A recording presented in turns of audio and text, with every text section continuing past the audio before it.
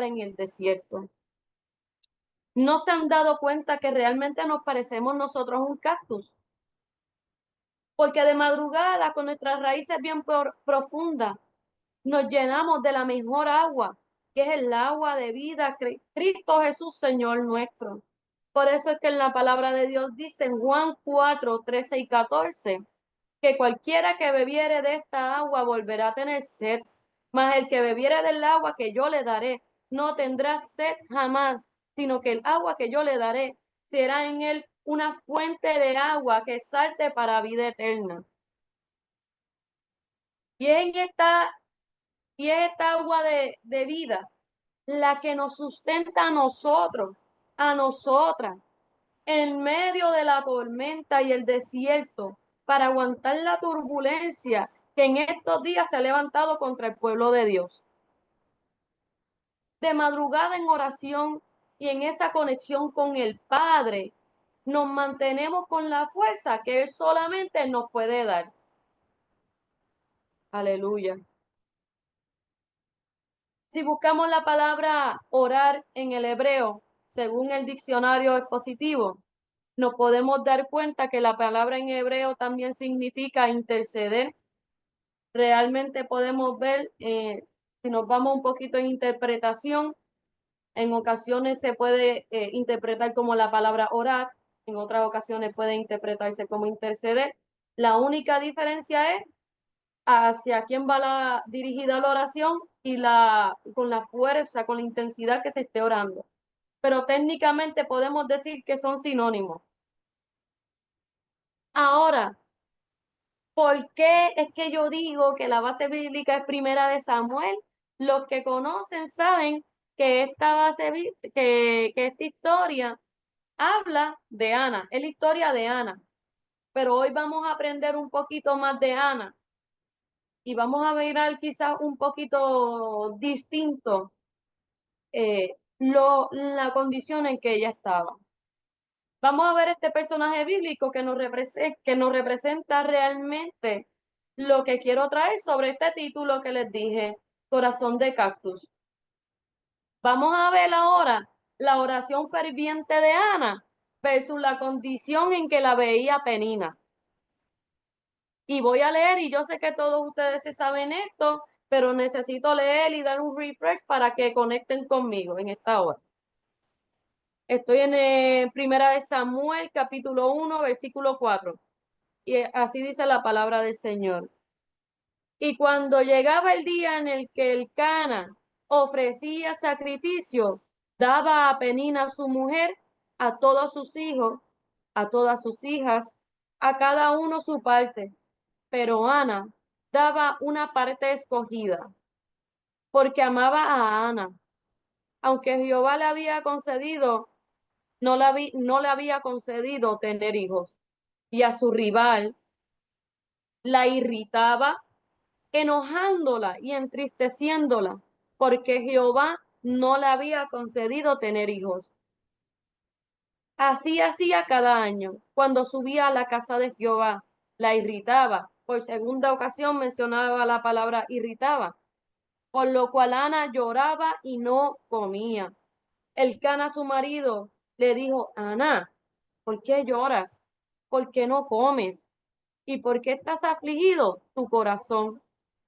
¿No te soy yo mejor que 10 hijos? Y se levantó Ana después que hubo comido y bebido en Silo, mientras el sacerdote Elí estaba sentado en una silla junto al pilar del templo de Jehová.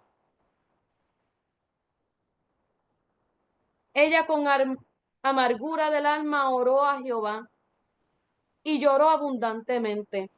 E hizo voto diciendo: Jehová de los ejércitos, si te dignares mirar a la aflicción de tu sierva y te acordares de mí, y no te olvidares de mí, de tu sierva, sino que dieres a tu sierva un hijo varón, yo lo dedicaré a Jehová todos los días de su vida, y no pasará navaja sobre su cabeza. Y aquí mismo voy a dar, mentira, voy a añadir unos versículos más porque conecta.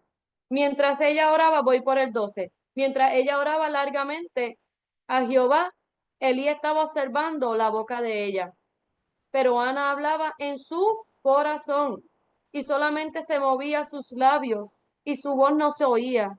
Elí la tuvo por ebria, como decimos nosotros los boricuas, borracha. Entonces le dijo Elí, ¿hasta cuándo estarás ebria? Si digiere tu vino. Ana le respondió diciendo, no, señor mío, yo soy una mujer atribulada de espíritu. No he bebido ni sidra, sino que he derramado mi alma delante de Jehová. No tengas a tu sierva por una mujer impía, porque la magnitud de mis congojas y de mi aflicción he hablado hasta ahora. Elí, Elí respondió y dijo, ve en paz y el Dios de Israel, y el Dios de Israel te otorgue la petición que has hecho. Y ella dijo, halle tu sierva gracia delante de tus ojos, y se fue la mujer por su camino y no comió y no estuvo más triste. Ahora sí, aquí lo voy a dejar. Estamos viendo primero la condición de Ana, cómo Ana se encontraba. Y no tan solo en la condición que Ana se encontraba, sino que ella bien en su interior decía, en dos ocasiones decía que ya estaba irritada, estaba triste, estaba enojada. Y no tan solo era Penina, sino que parece que su condición en el exterior, así como el cactus, parecía que se veía seca.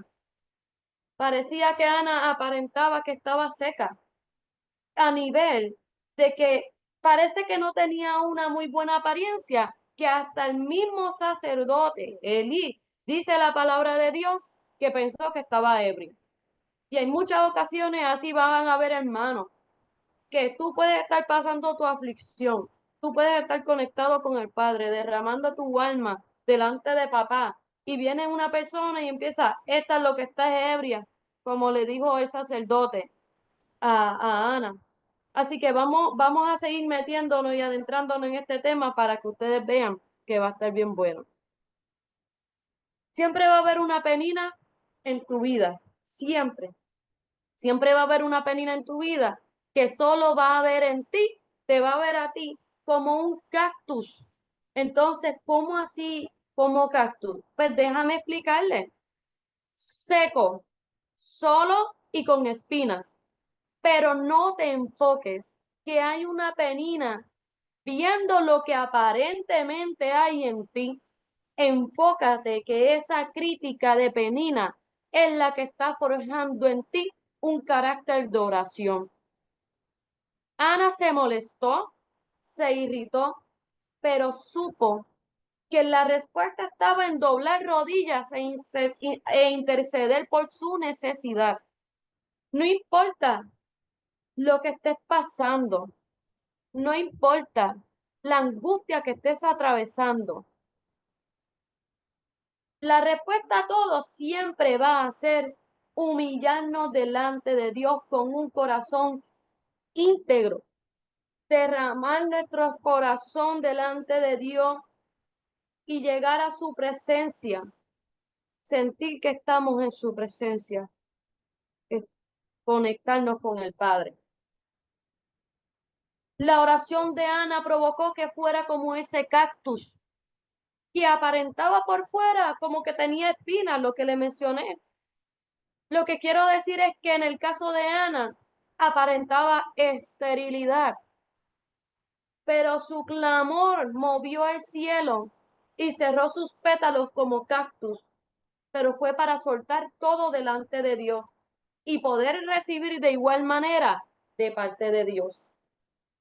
Por eso les digo en esta mañana que nosotros tenemos que aprender a soltar para poder recibir. En la palabra de Dios dice que la actitud de Penina provocaba que Ana se irritara, se enojara, se entristeciera a un nivel que ella no quería ya ni comer. Y eso lo menciona dos veces en un poco tiempo. En la palabra de Dios también dice, airaos, pero no pequéis. A pesar del sentir de Ana en ese momento, ustedes saben que yo me puse a leer y a buscar y a rebuscar, y en ningún momento se nota ni se registra que Ana tomó una postura ni de rencor ni vengativa. Entonces, a pesar del sentir de Ana, de que se sentía tan irritada, molesta, no quería comer, estaba triste, a pesar de todos esos factores que eran bastante fuertes para ella, ¿qué hizo Ana? Es la pregunta. Pues mire, Ana derramó sus lágrimas e intercesión al Padre. Ana aprendió a soltar todo el enojo que tenía, todo el enojo que sentía para poder llegar al Padre con un corazón íntegro, limpio y poder derramar sus lágrimas realmente delante de Dios. En esta hora, hagan una introspección en sus vidas. Piensen qué es todo aquello que ustedes no han podido soltar para poder recibir de parte de Dios. En muchas ocasiones nosotros ni siquiera nos damos cuenta que tenemos raíces de amargura. En muchas ocasiones no nos damos cuenta que es que el hermano es como una penina que está ahí encima, teque, teque, teque. Pero realmente ese sentir que llevas por dentro no te permite conectar realmente con el Padre. En esta hora realmente empiecen a pensar y empiecen a decir, Señor, esto se me hace difícil entregarlo. Necesito soltar esto, pero de verdad, para poder recibir lo que tú tienes para mí, porque nadie puede recibir algo si tiene las manos llenas. Amén. En Salmo 145:18 dice que cercano está Jehová a todos los que le invocan, pero escuchen, a todos los que le invocan de veras. Amén. Y esto es un ejemplo para que ustedes vean lo maravilloso que es Dios. Tenemos que aprender a soltar y derramar lágrimas en su presencia, no importando la situación o las circunstancias. Tenemos que entender que es solo en su presencia que nosotros tenemos paz, libertad, sanidad, liberación, comunión, santidad y todo lo que nosotros necesitamos para seguir parados en la brecha. ¿Cuántos se han sentido como Ana? ¿Cuántos nos hemos sentido, cuántos de nosotras nos hemos sentido como Ana, verdad? En ocasiones no hemos sentido que ya no podemos más. En ocasiones nos ponemos a orar y ya no nos salen ni las palabras. ¿A cuántos le han pasado eso? En ocasiones, aunque estamos seguros que Dios tiene el control porque tenemos fe, nuestra humanidad hace que nos cansemos y empecemos a decir, pero Dios no aguanto más. ¿Pero por qué? En nuestra humanidad, claramente. Dios hace algo. ¿Cuánto tiempo llevo en esta prueba? ¿Cuántas veces me van a decir, tranquila, que Dios hará? Pero no te veo, pero no te siento. Estoy desesperada, estoy desesperado. Necesito sentirte aunque sea un poquito, Dios mío. Necesito que por lo menos me digas algo que me haga respirar en esta prueba y poder seguir. Pero te digo una vez más, que en ocasiones Dios nos permite sentir que estamos solos. No es que Dios no está, pero nos permite tener ese sentimiento de que tenemos fe que Dios está, pero no te siento. Entonces, por qué Dios permite estas cosas? Ustedes saben que a veces Dios permite que nosotros sintamos eso para poder conectar más con el Espíritu Santo. Y a veces parece un poco recíproco porque ¿cómo conecto contigo si no te siento? Y es por eso que nosotros tenemos que aprender que no es en la motivación, porque muchas veces, quizás cuando, como decían las personas, cuando están en el primer amor, están metidos en todo, están que se conectan en todo. Dicen, necesito ayuda, ahí están, necesito levantar tal cosa, ahí están. Pero cuando estamos contentos y estamos con ese gozo, es bien fácil orar y alabar a Dios. Hay un corito de esos que dice alabar a Dios cuando todo está bien, qué bien se ve, ¿verdad? Pero cuando estamos en problemas, ay, ahí es que pica, ¿verdad? Y es en ese momento donde nosotros tenemos que aprender a morir a nosotros mismos. ¿Cómo así? Porque yo voy a orar aunque no te sienta, porque yo sé que tú estás. Así que no es un mover, no necesariamente es un sentir. Nosotros tenemos que tener esa decisión y esa disposición de aunque esta prueba está que pica, esta prueba está fuerte, aunque yo no te siento, yo sé que tú estás aquí conmigo y yo voy a orar y yo voy a buscarte y yo voy a seguir metiéndome más contigo, Espíritu Santo, amigo mío, para así de esa manera provocar que Dios incline su oído y escuche mi clamor como dice en el Salmo. Amén. Es en ese momento donde ya no está la emoción ni la motivación, ni nuestros mejores momentos. Y es en ese momento en donde realmente seremos probados. Es cuando, es cuando sentimos que necesitamos que Dios nos diga algo, como les mencioné, donde como les mencioné que la prueba está que pica y ya no tenemos ni palabras, ya no sabemos ni qué decir para poder conectar con papá. Pero ahí es donde el Señor, ¿verdad? Sometemos nuestra carne al Espíritu. Y aunque no te sientas, yo te busco. Y aunque la prueba esté fuerte, yo te busco. Y aunque no tenga ganas, yo te busco. Aunque la gente no se conecte, yo te busco. Aunque convoque ayuno, no, y la gente no vaya, yo te busco. Aunque cuando hacemos una actividad brutal en la iglesia y la gente no apoya, yo te busco. Amén. Y, no, dejen que esto vaya fluyendo para que ustedes vean que esto está bueno. Cuando yo les hablo de esto, no es porque vi que la palabra era bonita y ya. Yo les hablo primero porque esto me pasó a mí. Y Dios me procesó a mí y yo estoy en un procesito bien bueno, ¿verdad? Pero aquí estamos parados, ¿verdad? Con fe. Y les voy a traer este pequeño testimonio en dos oraciones, técnicamente. Yo fui a hacerme una prueba de la vista en un optómetra normal y no me quisieron atender. Me miraron, fueron observando expedientes, me quisieron atender. Y me dicen, Prince, es que probablemente tú tengas desprendimiento de retina y te vas a quedar ciega. Así, tienes que ir a un especialista. Y aunque Dios puso su mano y me sanó, ¿verdad? Fue un momento de mucha incertidumbre y preocupación, porque yo tengo dos hijos, ahora mismo mi hijo tiene 3 añitos y mi nena tiene 1 añito. Me dijeron eso yo estando con mis hijos. Ustedes saben cómo la mente fue a mil con una noticia tan abrupta, con poco tacto. Fue bien fuerte. Pero ustedes saben qué, que fue en oración que yo recibí la victoria. Después de tanta incertidumbre, con mucha fe y orando, me dijeron, tú no tienes nada. Y a pesar que tenía todos los síntomas, no se encontró nada. Y yo sé que eso lo hizo Dios.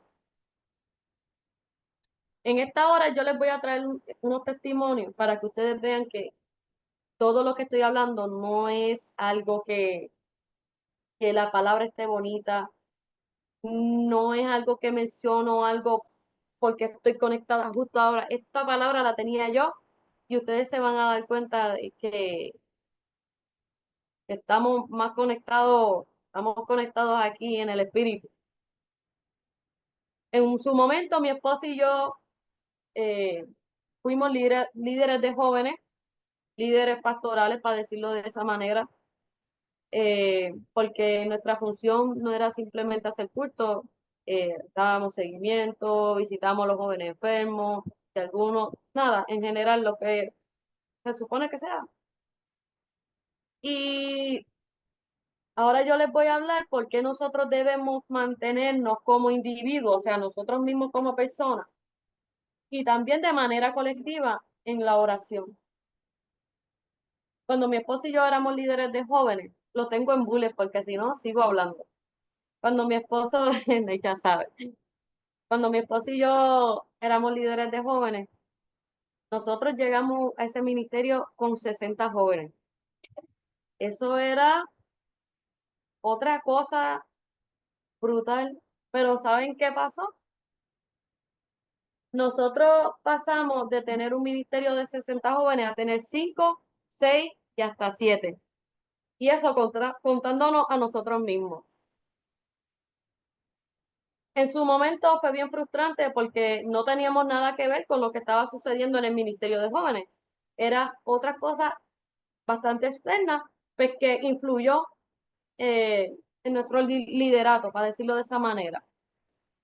Nosotros convocábamos ayuno y nadie iba, nadie. Nosotros convocábamos vigilia de jóvenes, coquí, nadie iba. Y realmente era una cosa súper frustrante, bien frustrante porque a veces uno quería hacer una cosa bien chévere y uno no veía el respaldo, uno dedica tiempo, eso, dedicación, para eso nosotros nos gozamos planeando todo, pero la gente a veces como que se hace difícil, ¿verdad? Nosotros cuando hacíamos vigilia de jóvenes nos quedábamos las 12 horas en la iglesia y nosotros le teníamos por nombre 12 horas atrapados en su presencia. Y realmente era bien frustrante tratar de llevar a los jóvenes a una verdadera conexión con el Padre, porque nosotros nos estábamos esforzando. Estoy hablando desde la perspectiva de líderes y nuestra humanidad. Y nosotros nos estábamos esforzando porque en ese tiempo mi hijo tenía 1 año y yo me quedaba a las 12 horas en vigilia con mi hijo ahí durmiendo encima y ahí yo seguía con mi esposa, un ratito él, un ratito yo y ahí seguíamos y seguíamos. Pero ¿saben qué? Uno de esos días nosotros dijimos que íbamos a hacer algo diferente. Dijimos que íbamos a hacer un culto de jóvenes y nosotros, cuando digo nosotros me refiero a mi esposo y yo porque éramos líderes los dos del ministerio, recapacitamos, porque eso ya nos tenía bastante drenado, nos tenía irritado como Ana. Y los jóvenes venían siendo esa penina porque a pesar de que se supone que yo le diera palabra a ellos con lo que se estaba moviendo alrededor, era bien fuerte tratar de mantenernos en la oración, aunque nosotros en su momento no nos dimos cuenta. Pero llegó el momento en el que nosotros recapacitamos. Aquí en nuestra casa, en un altar de oración sencillito nosotros, nos pusimos a hacer una introspección de qué está pasando. Y dijimos, oye, esto es para Dios, no es para nadie más. Somos nosotros los que necesitamos de Él, porque Dios no necesita de nosotros. Nosotros necesitamos de Él. Así que tomamos una postura de que vamos a hacer los cultos y el que venga bien y el que no, también. Esa fue nuestra postura. Y yo me voy a enfocar en que con los 5 que fueran al culto, vamos a hacer una fiesta de adoración a Dios y vamos a provocar que la gloria y la unción se sienta en medio del lugar. Estoy hablando de mi testimonio. Amén. Y fue entonces cuando tomamos esa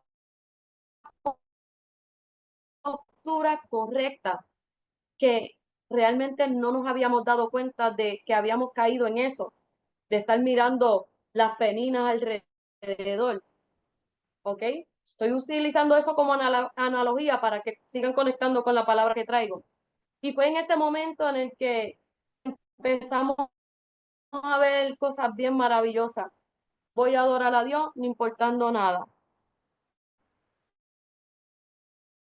Voy a adorar a Dios, sea lo que sea, se levante lo que se levante, yo convoco culto y aunque sea mi esposo y yo, y siempre teníamos el líder de adoración, él siempre nos apoyaba en todo. Siempre va a haber alguien que siempre te va a apoyar, aunque mucha gente se levante, siempre va a haber una persona que nunca te va a dejar solo. Y en ese caso, nosotros éramos el líder de adoración. Y en ese día éramos como 7, contándonos a nosotros y contando a pastores de la iglesia. Y nos olvidamos, nos desconectamos de todo y empezamos a adorar, pero con una fuerza. Como que ese era nuestro último segundo, nos imaginamos que lo que tenemos que imaginarnos, que Dios es nuestro Dios y que necesitamos de Él todo el tiempo y esto es para Él.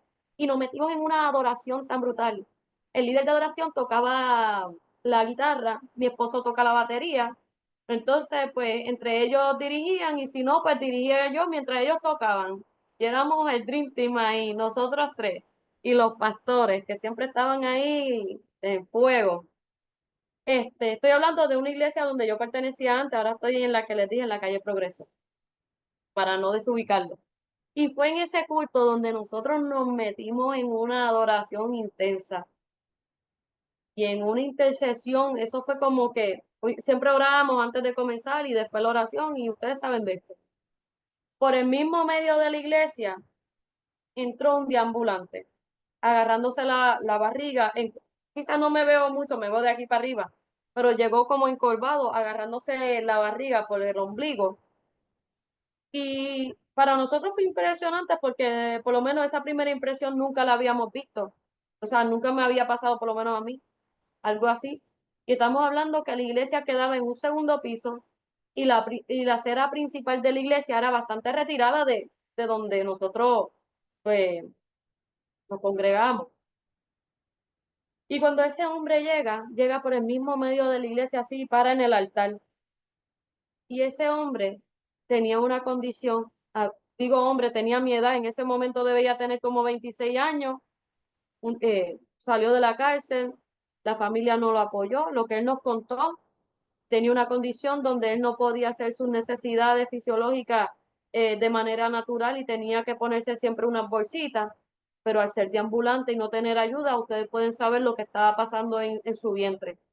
Eso estaba ya contaminado, infectado, y los doctores le dijeron que le quedaban 3 semanas de vida a ese joven. Y ese joven nos estaba contando que él llegó porque deambulando por la acera, él era de Bayamón, y él dice que él siguió caminando, caminando y caminando, y como que siguió caminando hasta que escuchó de momento que, estamos hablando que la iglesia en ese momento era en Levitown, aquí bien cerquita, en Plaza Pradera, y él siguió caminando bastante por la 167, bastante lejos, hasta que paró ahí y escuchó a lo lejos la adoración. Y él empezó a buscar de dónde venía. Él reconoció como un sonido.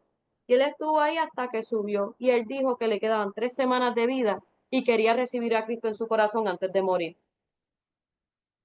Y ustedes saben que eso fue cuando nosotros tomamos una postura correcta, de que no importa quién esté alrededor, no importa las peninas que tengan a nuestro alrededor, es que nosotros tenemos para entregarle a Dios, porque como les dije, Él no necesita nada de nosotros, somos nosotros los que necesitamos. Y si los que están adentro no quieren recibir, pues va a llegar gente de afuera para recibir. Amén. Voy a contar un segundo testimonio porque esto pasó como que en pocos meses pasaron estas cosas corridas que antes de nosotros tomar esta postura no nos había pasado antes. Hubo otro culto y ahí éramos menos, ahí éramos 5, era mi esposo y yo, el líder de adoración, que ese nunca faltaba, y 2 o 3 hermanitas que estaban ahí siempre con nosotros. Y en ese momento los pastores de la iglesia no pudieron estar, tenían ya un compromiso previo, pero nos dijeron a nosotros que nos dejaban la iglesia, que nos hiciéramos cargo, que confiaban. Hermano, yo les voy a decir que ahí no había más líderes. Ahí éramos mi esposo y yo, ¿sabes? Ahí no había ni mujeres, no habían que si ancianos, diáconos, no había nadie, éramos nosotros. Éramos el frente de la iglesia en ese momento que no estábamos acostumbrados a algo así porque siempre había alguien respaldando, o el pastor o los pastores, pero todos tenían una actividad. Pues nosotros metimos mano y seguimos para adelante y olvídate. ¿Qué pasó en ese día? Como era tan y tan close, pues ahí nosotros pues nos metimos otra vez en una adoración, nos metimos en una adoración de esas que son de fuego bien buena. Y por el mismo medio de la iglesia, otra vez, por una segunda ocasión, entró otra persona que iba caminando por la acera y le dije que es bastante lejos, pero en esta ocasión no llegó para oración. Llegó un hombre, estaba súper furioso. El hombre estaba atado y estaba en todo su apogeo. Ya ustedes saben lo que yo le estoy hablando. Por eso les mencioné, no había nadie, no estaban los pastores, no habían líderes, era mi esposo y yo contra eso, que tampoco habíamos tenido una experiencia previa manejando, pero como nosotros estábamos conectados con el Padre, el Señor siempre va a respaldar. a su hijo. ¿Qué sucedió? Que cuando él entró directamente, ok, para que se ubiquen, está el altar, hay unas escaleras a la izquierda y hay una escalera a la derecha. Y para las escaleras que está la parte izquierda de la iglesia, ahí mismito, subiendo la escalera, está la batería que mi esposo estaba tocando. Ese hombre llegó, pero estoy hablando que esto fue en segundo. Él llegó furioso, llegó, pero en toda su manifestación, que eso a legua se notaba lo que estaba pasando.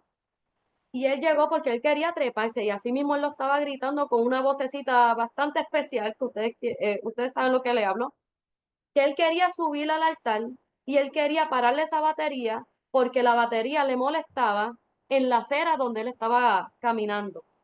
Y él subió solamente para destruir, su intención era destruir todo el altar y exactamente donde estaba mi esposo. Pero ustedes saben lo que pasó. En ese momento nadie lo tocó, porque le estoy diciendo que esto fue en segundo. Entonces parece largo, pero esto fue segundo. Cuando ese hombre trató de poner un pie en el altar, en el escalón, eso fue como que alguien lo empujó y el pie automáticamente bajó y la frente cayó pegada al altar. Y de ahí no se pudo mover ese hombre. Y cada vez que él trataba de moverse, él empezaba a dar golpes en el altar y golpes en el altar y decía que él quería subir. Y mi esposo, ¿tú sabes lo que estaba haciendo? Mientras que ese hombre estaba de frente él miraba a mi esposo de frente porque el problema era con mi esposo y la batería. Cada vez que él alzaba su ojo, trataba de alzar, mi esposo le daba más fuerte a la batería. Y mientras más fuerte, es que yo nunca había pasado cosa igual. Mientras más fuerte le daba la batería, su manifestación como que se retorcía y una cosa, y nadie lo estaba tocando. Ese hombre quedó postrado ahí en el altar. Y cuando él por una segunda ocasión trató de subir, él decía que no podía subir porque había fuego en el altar. Había fuego en el altar. ¿Qué quiero decirle con esto? Que cuando nosotros mantenemos una vida de oración, no importando las peninas que están a nuestro alrededor, no importa si la gente te ve como Penina veía a Ana, no importa si la gente te ve que realmente tienes algo que dar o no para parte de Dios. Tú sabes lo que tú tienes de parte de Dios. ¿Qué tenemos nosotros de parte de Dios? Una dependencia total de Él, una vida en santidad, tratar de hacer lo correcto todo el tiempo. Y en ese momento les dije que fue el Espíritu Santo solito trabajando, no había nadie más. Eso fue una experiencia con ese hombre solo, ¿verdad? En su momento. Cuando mi esposo pasa, porque le dije, éramos 5 y hacíamos de todo, corríamos todas las bases. Mi esposo, cuando terminó el devocional, fue a predicar, predicó. El hombre quería interrumpir, pero el Espíritu Santo se encargó solo. Eso fue una experiencia brutal. Y a lo último, él pasó porque quería aceptar al Señor como su único y exclusivo Salvador. Oré por el hombre, intercedí por el hombre. El hombre fue libre y terminó llorando, pidiéndole un abrazo a mi esposo. La iglesia lo abrazó luego y lo recibimos en la iglesia con todo el amor y con todo el cariño. ¿Y saben qué? Eso solamente fue en oración. Con los 5 que habíamos, 5, 6, whatever, de verdad, éramos bien poquitos en el culto. Cuando nosotros aprendemos a depender de Dios, no importando, como les dije, las peninas, no importando si las peninas no ven como ese cactus seco que aparenta que no tenemos nada que dar de Dios, pero si como ese cactus aprendemos a conectar con el Padre de madrugada como lo hizo Jesús, podemos entender que lo sobrenatural, la unción y el fuego, el poder de Dios se va a manifestar porque no se trata de nosotros, se trata de Él. Amén.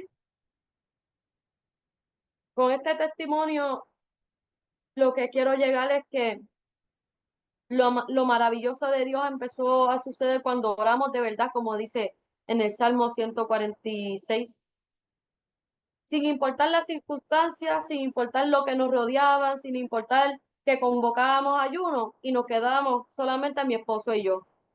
Aún en la iglesia, estando la gente ahí llegando a la iglesia, decíamos, es el tiempo de ayuno. Simplemente decían que no querían hacerlo. Tenían un corazón duro. Y nosotros estábamos dispuestos porque eso es para Dios, como les dije. El que se conecte bien y el que no también, porque hacíamos meet en ese tiempo también y hacíamos culto de oración de jóvenes, aparte de los de la iglesia. Nadie se conectaba, una cosa fuerte. Cuando empezamos a tomar una postura correcta, empezamos a ver la maravilla de Dios, la gloria de Dios empezamos a verla, porque nos dimos cuenta que no se trataba que era la gente que nos rodeaba, la que necesita, porque esa gente ya conoce de la palabra de Dios y sabe lo que está bien y lo que no está bien y que necesitan mejorar, aunque de manera congregacional siempre es bueno mantenernos unidos en coinonía, ¿verdad? Pero siempre Dios va a traer gente de afuera. No, yo no puedo entender hasta el sol de hoy cómo esos hombres llegaron a la iglesia, porque de verdad quedaba lejos de donde ellos estaban. Pero eso era el propósito de Dios. Y como dice en su palabra, cuando nosotros oramos al Padre, Él inclina su oído y escucha nuestro clamor. Aprendamos a orar e interceder a Dios sin importar las peninas que nos rodean y veremos los propósitos de Dios cumplirse en nuestras vidas. Amén. Así que en esta hora les traje una analogía del cactus, les traje una base bíblica del cactus para que vean que sí pasó en la palabra, pero también traje parte de la vivencia para que puedan quizás entender del todo la palabra de por qué traje a Ana. Así que hermano, hasta aquí no le puedo añadir más porque yo creo que si le añado un poquito lo daño. Amén. Así que nada, voy a hacer una oración global por el ministerio, por las damas que estamos aquí presentes y paso la parte a la persona que corresponda. Amén. Así que, Padre Santo, Padre digno y Padre bueno Dios, merecedor de toda la gloria y toda la honra, Rey. En esta hora, Señor, venimos, Señor, derramando todo nuestro aceite de Señor, todo nuestro ser, Padre, delante de tu presencia, Dios. Padre, en tu palabra dice que tú inclinas tu oído y escucha el clamor de tu pueblo, Dios. Padre, en esta hora yo te pido, Dios mío, que cale en el corazón de cada una de estas mujeres, Padre. Padre, dale fuerza a Rosa, Señor, para poder subsistir como este cactus, Padre. Padre, llénala de fuerza, Señor. Señor, dale palabras, Señor, cada vez más, Señor, que ella te ama, Señor. Padre Santísimo, Dios mío, mira cada una de ellas, Señor. Padre, llénala de fortaleza, Señor.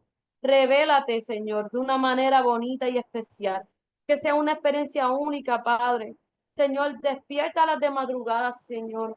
Que puedan llenarse de agua, Señor, y poder poner profundo esos tallos, Señor, como el cactus, Señor, para poder aguantar el calor, la tormenta feroz de la mañana, Señor, y de ese amanecer. Padre Santísimo Dios, yo te pido si alguna de ellas, Señor, tiene que soltar algo, Señor, que en esta hora aprenda a soltarlo, porque no podemos recibir nada tuyo, Dios mío, si no aprendemos a soltar todas nuestras frustraciones, todo lo que ellas tengan en su corazón, Padre. Padre, en esta hora, Señor, que se haga siempre tu voluntad, que sea tú, Señor, poniendo en su corazón lo que tengan que hacer. Padre, en esta hora, si tienen que disculparse unos con otros, que sea el fluir de tu Espíritu Santo, Señor, en esta hora, porque no podemos permanecer en coinonía si tenemos turbulencia, no podemos permanecer en coinonía si no podemos conectar con unos con otros tampoco.